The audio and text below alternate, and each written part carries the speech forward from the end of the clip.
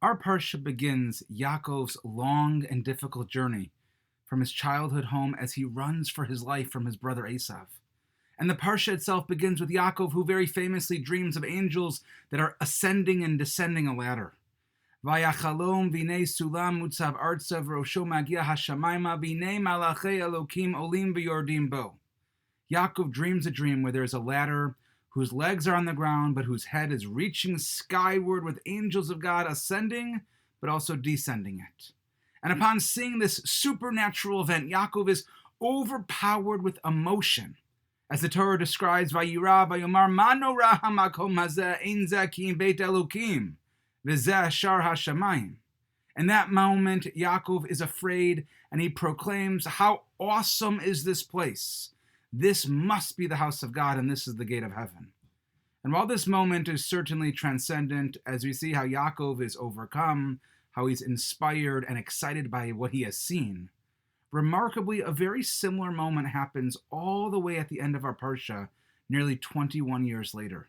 Yaakov, you see, is now leaving the home of Lavan. He now has 2 wives, 2 concubines. He's got many children. And he goes and encounters angels once again.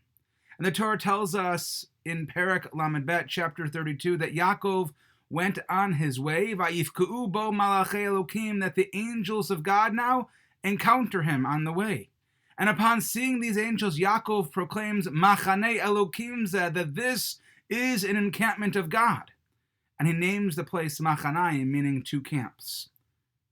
And when we compare this reaction to seeing the angels and to seeing something divine in his first encounter, Yaakov comes off as being, in this moment, incredibly, for lack of a better term, blasé. When Yaakov dreamt about angels, he had a powerful reaction proclaiming the holiness of the spot, and yet when he actually encounters angels many years later, he simply acknowledges their presence and he says, like, "Hey, how you doing?" And he just goes on his way. So what is happening here? Why does Yaakov act in this way?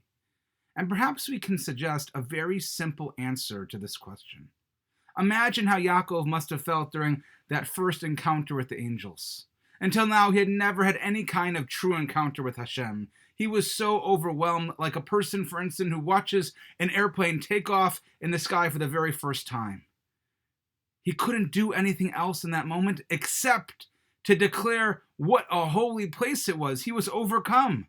And sure enough, just as God promises, God was with Yaakov wherever he went from that time forward. For the next 21 years, Yaakov had to deal with a conniving father-in-law and the repeated humiliations that Lavan subjected him to.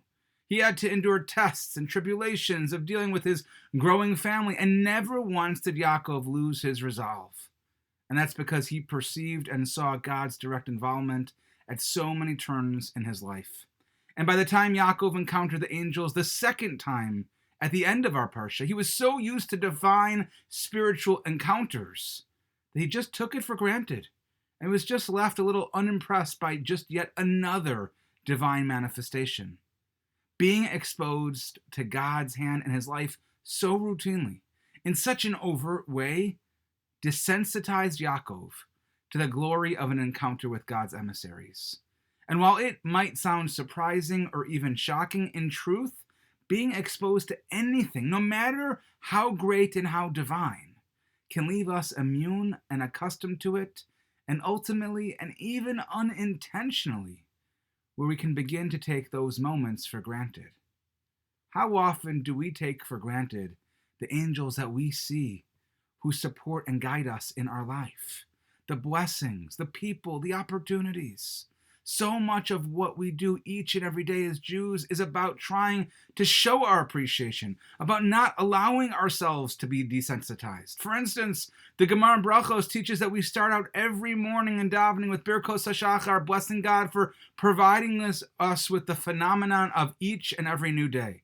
We need to appreciate each and every day that we can get up, that we have clothing on our back, that we can see and hear the world around us, that we can be able to take in all that surrounds us. In fact, the Arizal encourages individuals to be even more righteous by reciting 100 brachos a day. In other words, that we should endeavor to find at least 100 things every single day for which we are grateful to Hashem.